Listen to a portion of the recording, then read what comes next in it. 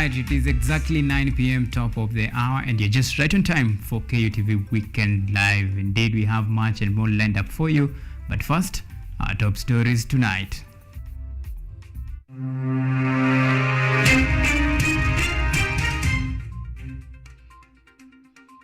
Tonight, disastrous 1 year in office.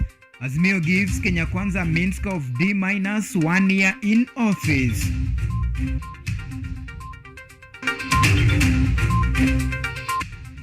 M-Pesa to global market. Ruto urged international giant tech firms to partner with M-Pesa to expand its reach globally. Costly KDF recruitment.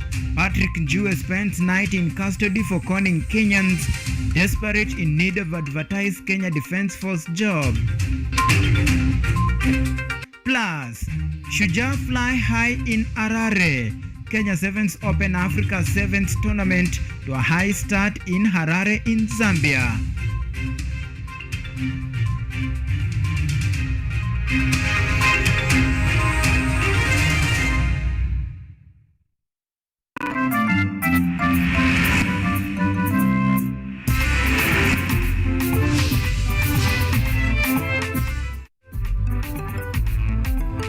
Right, my name is AUMA Evans. Joy MUTAVA is on our sign language interpretation department. Well, you can join us on this, or rather you can follow our broadcast on all of our social media platforms. Remember, we are live on KUTV Kenya, that is on Twitter, that is on YouTube rather.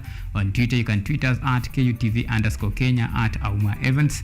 Remember to use the hashtag Weekend Live. And now we begin our story right now. Now, the Azimio Economic Council has released a detailed analysis, or rather assessment, of the first year performance of President William Ruto's administrations in various sectors.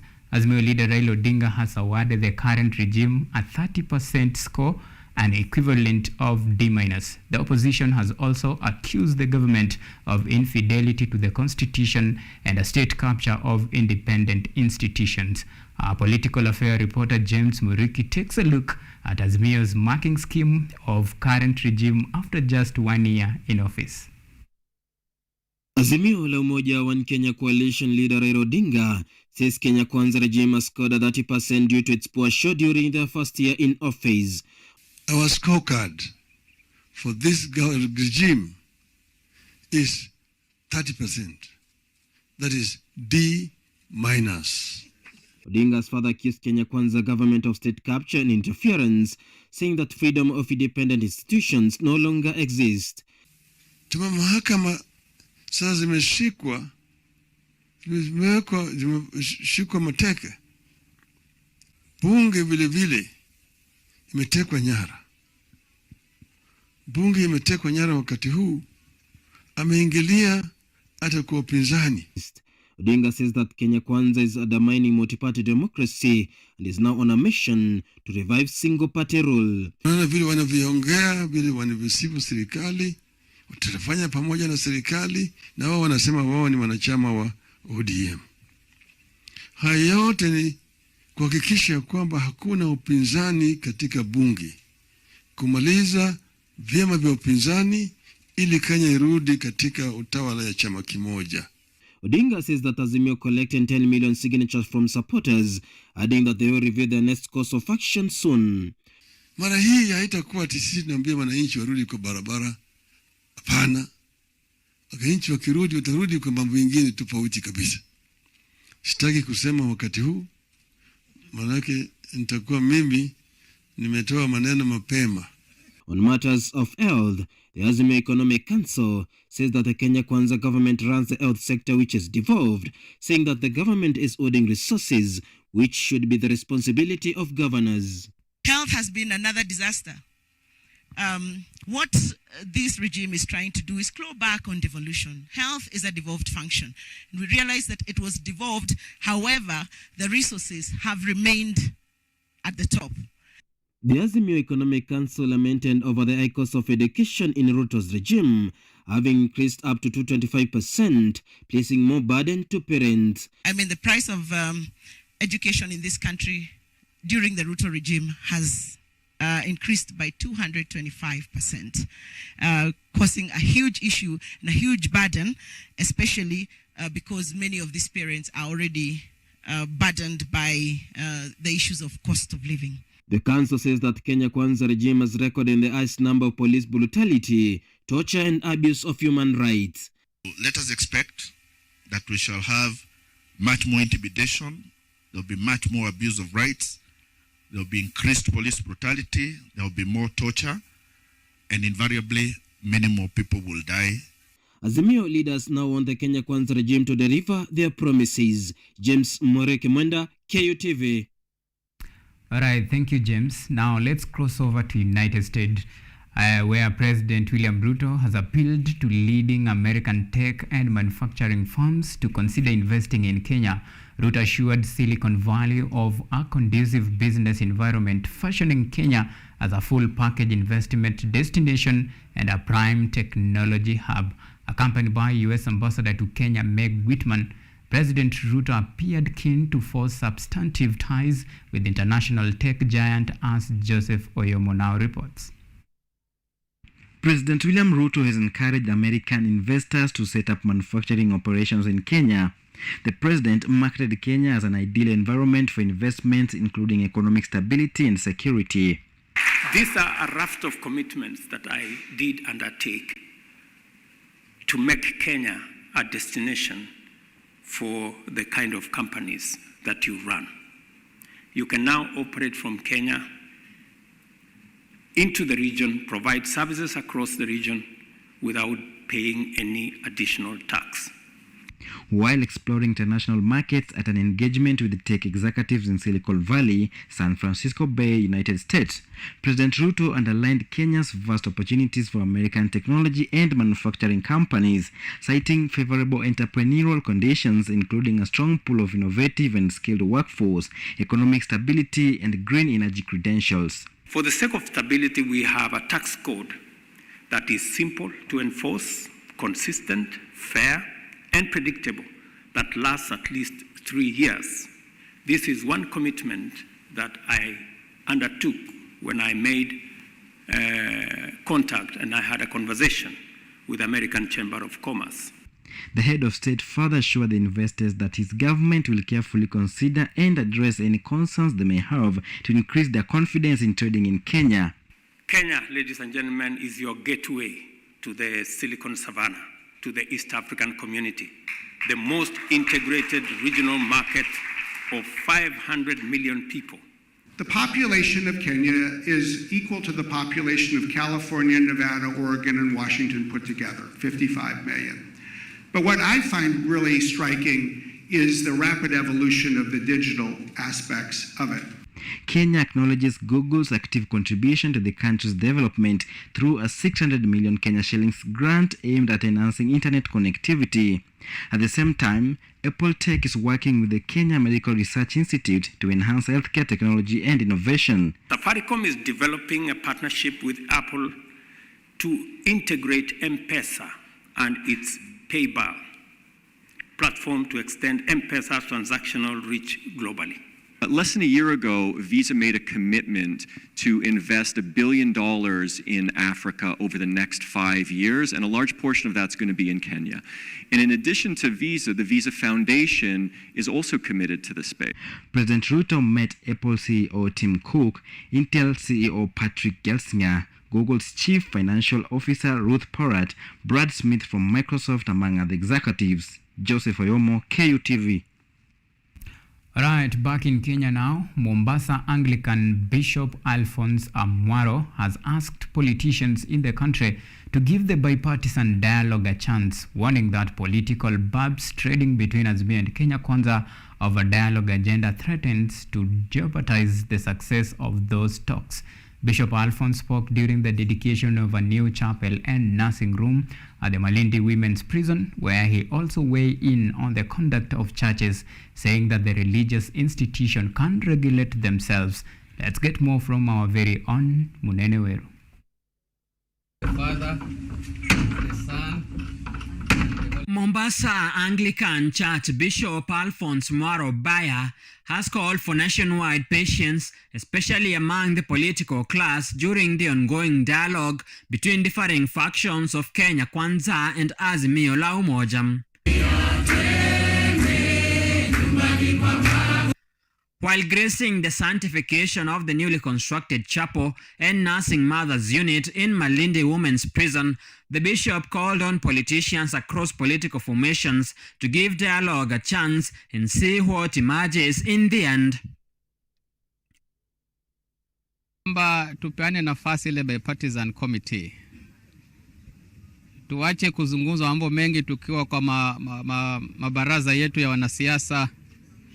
Tungeomba tuipe muda tuone yale mambo ambayo wamekubaliana wazungumze na tupate mwelekeo mzuri ili kulinda amani na utengamano. Bishop Mwaro warned that the current political heat enveloping agenda to guide the talks will only jeopardize the success of long-term peace and unity in the country. Kwa hivyo cheche za wanasiasa tunauliza kwamba ziwezi kupungua, so that we don't poison the process. Na najua kwamba kila mwananchi ana matumaini kwamba hatutarudi tena kwa hali ya maandamano na hatutarudi tena kwa hali ya kuvutana, maana tunapoharibu amani, uchumi pia umeharibika. Seeing the recent tribulations that have rocked churches in the country, Bishop Mwaro has opined that churches have the discipline to regulate themselves without the interference of government institutions. The church can still regulate itself. We don't need external regulations. Kile kinachohitajika ni accountability. Na katika najua kuna taasisi kama ya KCCB, kama ya NCCK na Evangelical Alliance of Kenya. What we need is to put a mechanism of accountability. Talks between Azimio and Kenya Kwanza are set to resume Monday next week, a day dedicated to consider and consolidate various memoranda from stakeholders. Muneneweru, KU TV.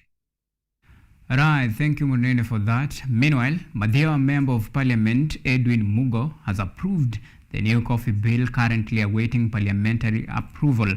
According to him, the bill will benefit farmers as a whole, as he reiterates that the bill is expected to be passed when Parliament reconvenes on the 26th of this month. Madhya MP Edwin Mugo has stated that the Coffee and Cooperative Bill currently under consideration in Parliament will effectively tackle many of the challenges encountered by coffee farmers. This is a bill that we discussed as the legislators from coffee growing areas, that is in Mount Kenya and other parts of Kenya. We met in Karen at a meeting convened by the Deputy President, Rigathi Gachagua, and one of the agendas once we go back to Parliament is to pass the coffee bill and the cooperative bill. The legislator who was speaking in his constituency notes that part of the bill provides establishment of a coffee police unit that will protect coffee from theft and offer security at coffee factories, relieving farmers from having to pay guards for their coffee. We are also going to have a structure for cooperative societies in each and every factory, a common structure that can have an accountant, because they are getting a lot of money. In some of the factories, they don't even have accountants or engineers. No, accountants or auditors. These are some of the things that we are trying to do. And this is part of the governance. The pending Coffee and Cooperatives Bill proposes changes to ensure that credible, competent and qualified leaders are elected to manage the coffee cooperative societies. Additionally, coffee factories will be required to employ qualified accountants and auditors. Coffee sector reforms are also being championed by Deputy President Rigathi Gachagua, who was on a Colombia tour appealing to lobby for a strategic partnership aimed at boosting Kenya's coffee trade. And we want you to help our hand as we are doing reforms to bring back the Coffee Research Foundation, and we can borrow some good lessons on your research capacity in this country. While engaging with Colombian Coffee Growers Federation in Chinchina, Colombia, the Deputy President emphasized Kenya's commitment to reclaiming its prominence in the coffee trade through ongoing sector reforms. Yvonne Kemuma, KU TV. Now, the Ethics and Anti-Corruption Commission has arrested a man who has been collecting money from jobless Kenyans who are desperately in need of advertised Kenya Defence Force jobs. Patrick Njue, who was arrested with fake KDF recruitment letters, never delivered promised jobs to his victims. The Sagana arrest follows a complaint from Central Kenya resident, which prompted the commission to launch an investigation which led them to Patrick Njue. EACC says it has received several other complaints from the victims who have allegedly lost millions of shillings to the suspect.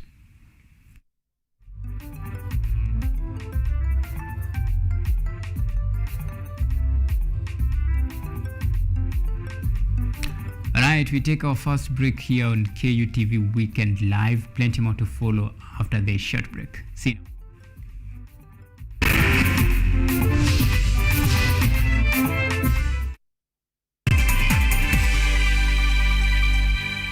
Are you an aspiring media practitioner, a graduate, or you just want to advance your skills in television production? Then welcome to Kenyatta University, where education meets innovation. KUTV, the premier university television station in Kenya, is now offering short courses in TV studio, field technical operations, and video editing. Through these courses, you will acquire hands-on skills on camera operations, media production, lighting techniques, audiovisual editing, and sound and visual control, and how to operate key equipment in modern TV control room. Enroll today at KUTV and discover your full potential in cutting-edge TV broadcasting. Graduates of these courses will receive professional certificates. For more information, visit our offices at KUTV Studios or call us on 020-870-4252 or 020-870-4255 or SMS us on 0739-110-544. KUTV, a new experience.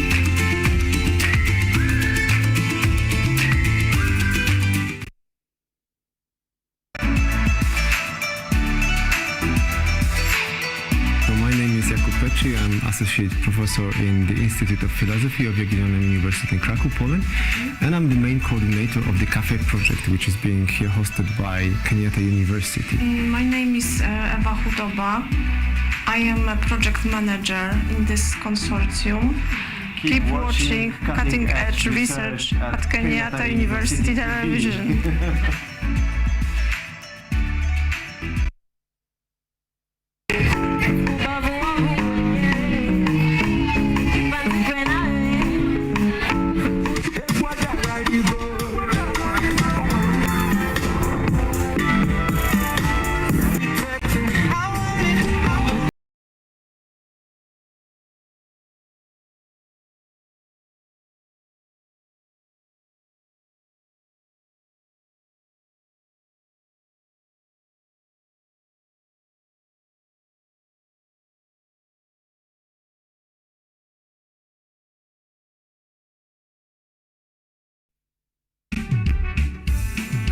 And as you said, ignorance is not a defense. So how can one know without, crossing the bar on this particular, some of these issues? I think before 2006, these offenses that amount to sexual offenses were categorized in the Penal Code. But the Sexual Offences Act was enacted in 2006. Mm-hmm.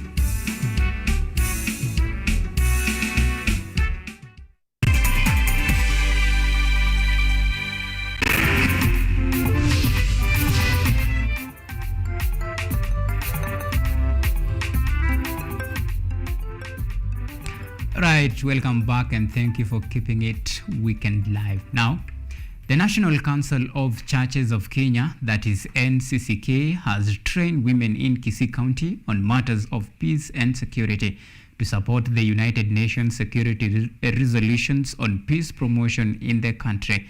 The participants from 11 sub-counties underwent the training under the Kenya National Action Plan, and as Julie Ongaki reports, the training is meant to implement the UN Security Resolution on Women, Peace and Security.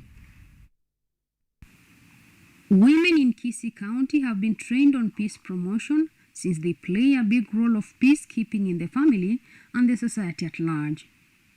The members, drawn from 11 sub-counties, engaged in the exercise under the Kenya National Action Plan meant to implement the UN Security Resolution number 1325 on women, peace and security.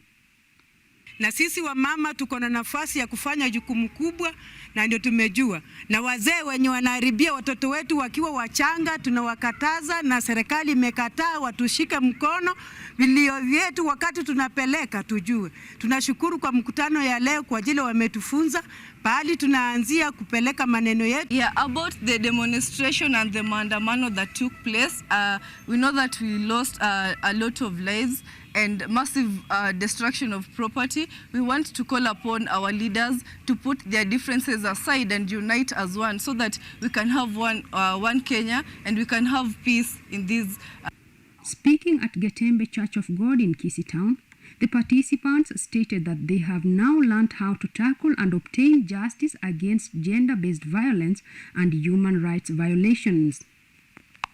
They called on political leaders to settle their differences to prevent threatening security through demonstrations.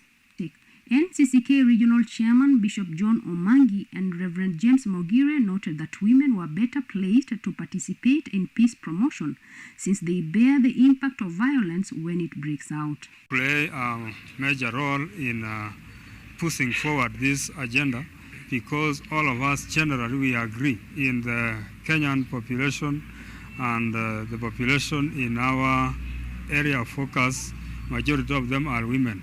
And these are the people who suffer when we have wartime crimes which will happen around us. Population that we have in Kenya, most of them are women. If they can be empowered and given direction, they can be the best champions of peace and possibly getting training and getting to the grassroots and telling the people how safe it will be when we work with the peace.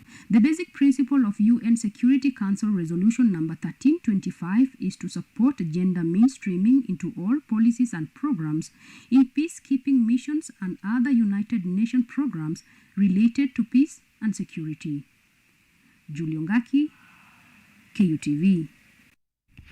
Right, let me take you to Mombasa County. Residents of Majengo Ropa in Mvita Sub-County are calling on the National Land Commission to intervene and settle a land dispute involving a road reserve that has lasted 2 decades. The residents are blaming unnamed county officials for permitting the construction activities to proceed despite the cancellation of the project in question. Residents of Majengo Ropa in Mvita Sub-County are unhappy and have been for 20 years disputing over a road reserve being constructed on by a private developer. This is despite a cancellation by Governor Hassan Joho's administration, leaving blaming fingers pointing at the current Mombasa County administration. Hussein Swale, an area resident, recounts the old days when a road went through the land besides being a playing ground for children. All this stopped with the coming of private developer. Swale says that the developer hoped to residents that he was going to build a social amenity only to emerge with residential apartments. Kitu inaitwa haki tunataka itendeke. Toka tukiwa watoto hii ilikuwa ni barabara. Kwa tukicheza na ilikuwa ni barabara. Sasa kuna project inaendelea hapa. Nasemekana ni ardhi ya mtu anajenga. Na sisi tulikuwa tunajua hii ilikuwa ni barabara. Tunapitia, kulikuwa na geti inaingia paka hapo Sakina. Tukipita tukienda tukicheza mpira. Jamal, who lives with a disability, is concerned that should the development continue, residents will lack an alternative route to access their homes in case of emergency. He believes that the developer has considerable influence given that the project was cancelled during Governor Joho's tenure, but construction never stopped. Huyu mtu ambaye anajenga hapa, yeye anasema anaweza atatumia pesa zake na atatumia pesa zote alizonazo kuhakikisha kwamba hapa pahali amejenga, na hakuna ushawishi mkubwa kwa county government. Kwa hivyo tuomba serikali kuu iingilie jambo hili ama swala hili ili tuweze kutokoa katika hili janga. Residents want now the national government to intervene due to lack of trust in county land officials. Masiwanjiro, KUTV. Now, crossing borders, families in Morocco's high Atlas mountain are still burying their dead a week after a 6.8 magnitude earthquake killed at least 2,900 people and injured more than 5,500. Hopes of finding survivors under the rubble are fading through leaving the looming problem of rebuilding homes and lives. Lisa Brandt reports for VA from the Atlas Mountains. If there's a bright spot after this earthquake, it's the kindness of strangers. Moroccans donating truckloads of clothes and other basics to survivors. Fatma El Makra and her family are among those survivors. Like many others, they lost everything. She says about 20 people died in her village, including a neighbor hit by a rock as he tried to save his wife.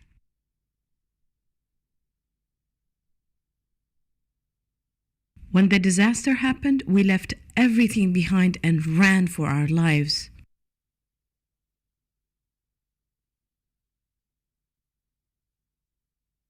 Driving here is frightening. Steep cliffs, rock slides potentially triggered by aftershocks. One reason why aid was slow to get here. Now some international rescue workers are leaving.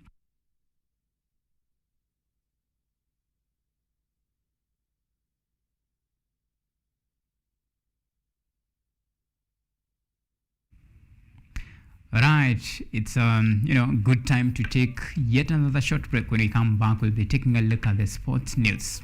Do stay with us.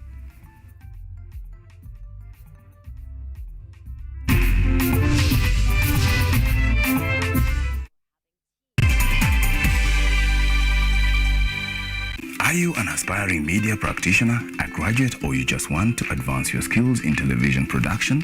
Then welcome to Kenyatta University, where education meets innovation. KUTV, the premier university television station in Kenya, is now offering short courses in TV studio, field technical operations, and video editing.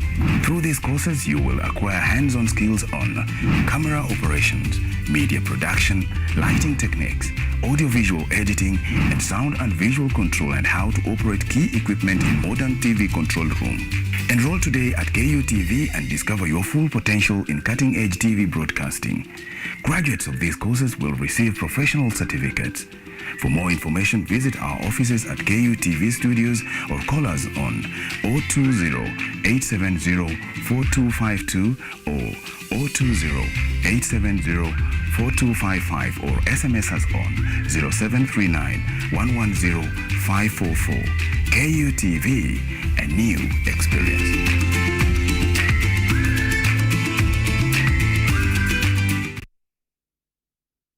Technology, science, innovation, ICT and research. These are the ingredients upon which the solutions to the 21st century problems are founded. In a world that is rapidly changing, it's all hands on deck to ensure a balance in all fields of life.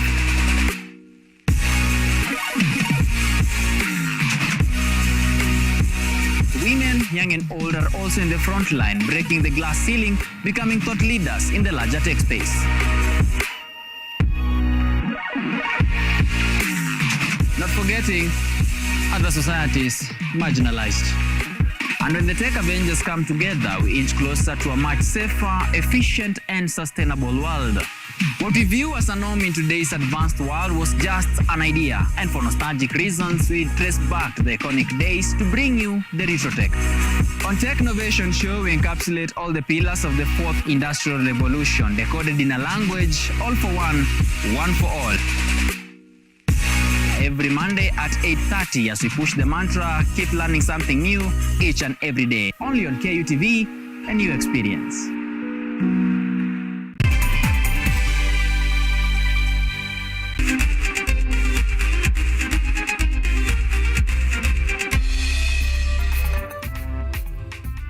Okay, it's sporty action now. Shooters started off their Africa Sevens campaign on a high note with a resounding 34-10 victory over Nigeria before dismantling Namibia 50-0 and 38-12 win over Zambia in day one of the Africa Rugby Sevens that doubles up at the 2024 Paris Olympic qualifiers in Harare, Zimbabwe.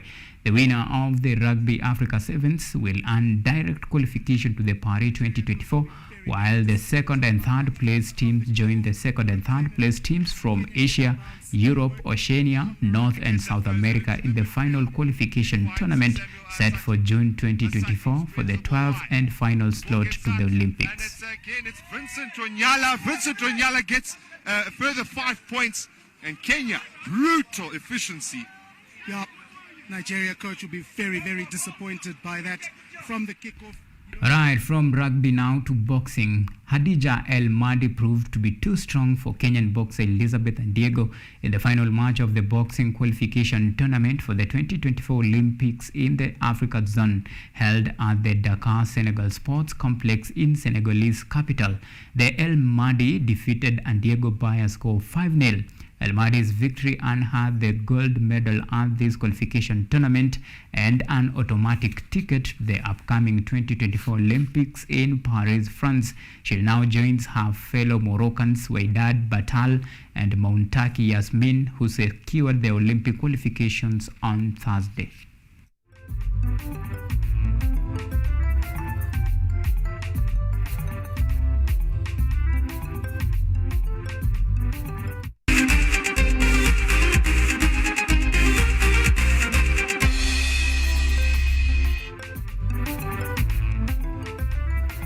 Right, you are now up to date. Many thanks for keeping us a company in the last 20 to 25 minutes or so. My name is AUMA Evans. Joy MUTAVA has been our sign language interpreter tonight. Well, do have a lovely night and do enjoy the rest of your weekend.